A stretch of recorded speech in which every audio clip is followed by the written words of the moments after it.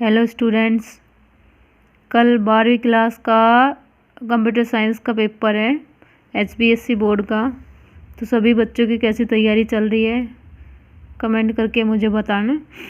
और मैं बच्चों की हेल्प के लिए जो इम्पोर्टेंट क्वेश्चन है एक एक नंबर के या इम्पोर्टेंट सिलेबस का निचोड़ समझ लो, वो मैं आप सबके साथ यहाँ पर शेयर कर रही हूँ। तो यहाँ पर देखो, मैं क्वेश्चन बहुत ज़रूरी है और सिर्फ 4 पेज है। आपको 1 घंटे में पढ़ोगे तो भी आपको लर्न हो जाएंगे, ठीक है। तो सभी बच्चों को ये वीडियो देख के जानी है पेपर देने से पहले, क्योंकि ये वीडियो आप सबके लिए बहुत इम्पोर्टेंट होने वाली है। एग्ज़ाम में ये बहुत हेल्पफुल होगी, सबका 5-7 नंबर का ज़रूर फ़ायदा करवाएगी ये वीडियो, ठीक है। तो सभी बच्चों को ये वीडियो बहुत ध्यान से देखनी है और अच्छे से पढ़ के जाना है इसको। तो देखो, सबसे पहले हमारा क्वेश्चन क्या है, हम यहाँ देख रहे हैं what keyword is use for creating structure variable. Structure variable को क्रिएट करने के लिए हम कौन सा वेरिएबल यूज़ करते हैं, पहले भी बहुत बार बता चुकी है। इसके लिए हम कौन सा कीवर्ड यूज़ करते हैं, struct keyword. Structure store different types of data variable. Structure क्या करता है, डिफरेंट डेटा टाइप वेरिएबल को स्टोर करके रखता है। Array store same types of data variable. Array क्या करता है, सेम डेटा टाइप को स्टोर करके रखता है। Who invent C++ language. ये C++ लैंग्वेज किसने बनाई थी, बजार ने Stroustrup at Bell laboratory 1979। अगला क्वेश्चन हमारा, wrapping up of data and function into a single unit is called. क्या कहलाता है, एक यूनिट में डाटा और फंक्शन को बांधना क्या कहलाता है, डाटा इनकैप्सुलेशन। अगला क्वेश्चन है, hiding unnecessary details in C++ program is called. Unnecessary detail को छुपाना क्या कहलाता है, डाटा एब्स्ट्रैक्शन। डाटा को एब्स्ट्रैक्शन कहलाता है, डाटा एब्स्ट्रैक्शन कहलाता है। ये हमारे सारे C++ के दोनों फीचर्स है, डाटा इनकैप्सुलेशन और data abstraction are features of C++। अगला क्वेश्चन हमारा, what is the base address of an array. Base address क्या होता है, जो पहले एलिमेंट का जो एड्रेस होता है उसी को हम क्या बोलते हैं, बेस एड्रेस बोलते हैं। किसी भी या 0th पोजीशन में जो एलिमेंट होता है उसके एड्रेस को हम क्या बोलते हैं, बेस एड्रेस। अगला क्वेश्चन देखो, एक एग्जांपल दे दिया और इसमें तुम्हें बताना है बेस एड्रेस कौन सा है। तो मैंने बताया जो फर्स्ट एलिमेंट का एड्रेस होता है वो बेस एड्रेस होता है। तो A0 एलिमेंट का एड्रेस जो होगा वो क्या है, बेस एड्रेस होगा। तो बेस एड्रेस यहाँ पर क्या होगा, 100 होने वाला है, ठीक है। नेक्स्ट पेज है हमारा, देखो नेक्स्ट है, what are the types of inheritance. Inheritance के कितने टाइप होते हैं, तो मेनली हमारे इनहेरिटेंस के 3 टाइप होते हैं जो हमारे सिलेबस में है। सबसे पहले हमारे पास सिंगल इनहेरिटेंस, दूसरा हमारे पास मल्टीपल इनहेरिटेंस और तीसरा हमारा मल्टी लेवल इनहेरिटेंस। ये इनकी डेफिनेशन सबके नाम से क्लियर है, इस समय डिटेल में पढ़ा चुकी है या शॉर्ट रिवीजन हो रहा है। तो यहाँ पर मैं डिटेल में नहीं जाने वाली, आपको सिर्फ शॉर्ट्स बताने वाली हूँ। What are the types of visibility modes. कितने टाइप की विजिबिलिटी मोड्स होते हैं C++ में, 3 टाइप की, 3 टाइप्स के होते हैं, पब्लिक, प्राइवेट और प्रोटेक्टिव। अगला क्वेश्चन हमारा, stack data structure follow. Data stack बहुत ही बड़ा इंपॉर्टेंट क्वेश्चन है, पेपर में आएगा। स्टैक डाटा स्ट्रक्चर फॉलो क्या फॉलो करता है, फीलो और लीफ हो, या तो फर्स्ट इन लास्ट आउट, ये होता है फर्स्ट इन लास्ट आउट और लास्ट इन फर्स्ट आउट। ये तो जो लास्ट में आया है वो सबसे पहले जाएगा, इसका मतलब ये है। लास्ट इन फर्स्ट आउट का मतलब ये है जो लास्ट में आया वो सबसे पहले जाएगा, यही होता है ना स्टैक में। अगला क्वेश्चन है, क्यों डाटा स्ट्रक्चर फॉलो। क्यों डाटा स्ट्रक्चर क्या फॉलो करती है, फर्स्ट इन फर्स्ट आउट, जो पहले आता है वो पहले जाता है, ठीक है। क्यों डाटा स्ट्रक्चर। अगला नेक्स्ट क्वेश्चन है हमारा, ये हमारे हैं स्टैक डाटा स्ट्रक्चर के ऑपरेशन है ये सारे।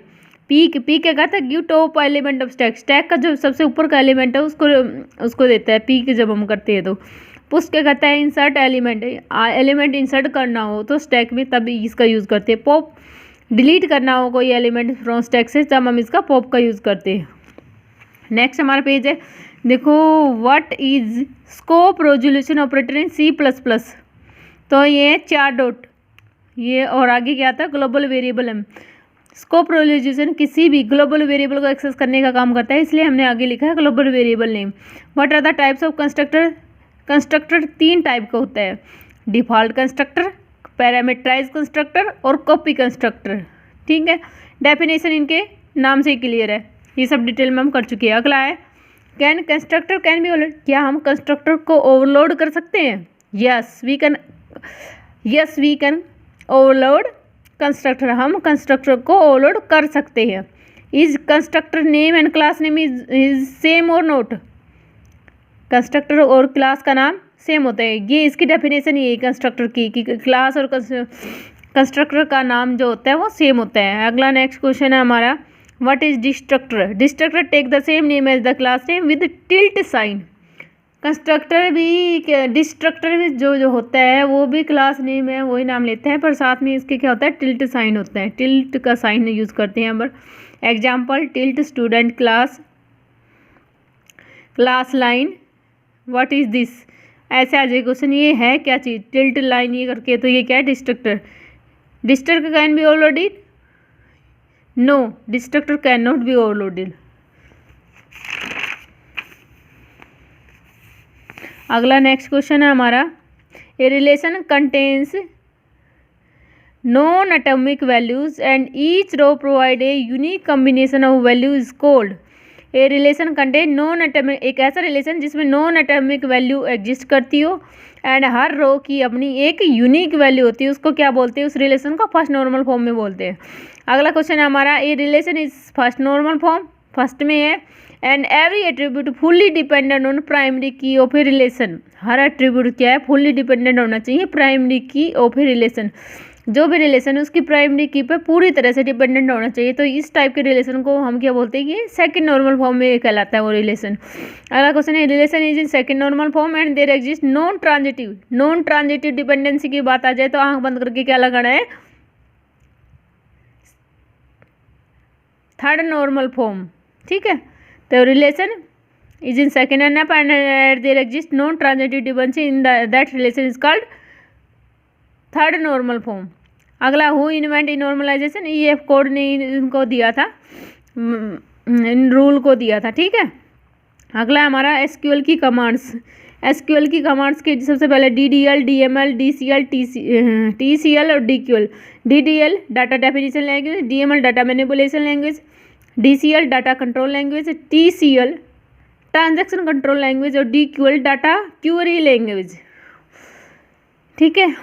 तो डीडीएल के हमारे टाइप से create, drop, alter, truncate, DML के इंसर्ट, अपडेट और डिलीट,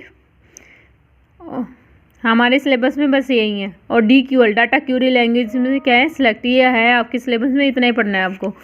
अगला है हमारे पास डीडीएल, क्या काम करती है, रिलेटेड टू स्ट्रक्चर, टेबल की स्ट्रक्चर से रिलेटेड होती है, परमानेंटली सेव ऑल चेंजेस, और हमेशा के लिए जो भी चेंजेस करते हो वो हमेशा के लिए इसमें सेव हो जाते हैं। ड्रॉप कमांड डीडीएल की है, delete both the structure and record student, drop command क्या करती है, जो टेबल की जो भी स्ट्रक्चर होती है और टेबल में जो भी डाटा उन सबको क्या करती है डिलीट कर देती है। Change the structure of table, table की स्ट्रक्चर में हमें कोई चेंज करना तो हम कौन सी कमांड यूज़ करेंगे, अल्टर कमांड। अगर कोई ऐड नया रो, कोई नई कॉलम ऐड करना है तो भी हम क्या करते हैं अल्टर कमांड का यूज़ करते हैं। कौन सी कमांड का यूज़ करते हैं, अल्टर कमांड का। अगला है हमारा truncate, delete all to rows from the table, delete all the rows, delete all the rows from the table, ये टू लिख दिया हमने, सॉरी सभी रो को डिलीट करने के लिए हम कौन सी कमांड का यूज़ करते हैं, ट्रंकेट का कमांड का। सारी रो हमारी क्या उधर डिलीट हो जाती है तो हम इसमें नई रो ऐड कर सकते हैं अपनी मर्जी से, ठीक है। अगला हमारे पास डीएमएल, डीएमएल क्या होता है, responsible for all change in database, database के अंदर जो हमारा डाटाबेस है उसके अंदर जो भी चेंजेस होते हैं उसको क्या बोलते हैं, डीएमएल। अगला है हमारे पास DCL, DCL grant and take back authority from user, ये क्या कहता है, यूजर को ग्रांट दे करता है और टेक अथॉरिटी लेने का भी काम करता है, वापस लेने का काम करता है अथॉरिटी को। अगला हमारे पास एसडीएलसी, ये हमारे सॉफ्टवेयर इंजीनियरिंग चैप्टर शुरू होगा उसकी क्वेश्चन है। Software SDLC stand for software development life cycle, ठीक है।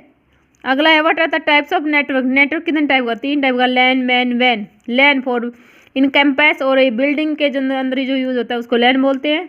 व्हेन क्या होता है, इन ए सिटी, किसी एक सिटी में यूज होता है उसको व्हेन बोलते हैं। और व्हेन कहता है ऑल ओवर द वर्ल्ड, सारे संसार में, सारे वर्ल्ड में जो नेटवर्क यूज होता है उसको बोलते हैं वाइड एरिया नेटवर्क। अगला है हमारे पास व्हाट इज एफटीपी की फुल फॉर्म बताओ। File transfer protocol. ईमेल की इलेक्ट्रॉनिक मेल। टीसीपी/आईपी की फुल फॉर्म क्या होते हैं, ट्रांसमिशन कंट्रोल प्रोटोकॉल, ये ओब्लिक इंटरनेट प्रोटोकॉल।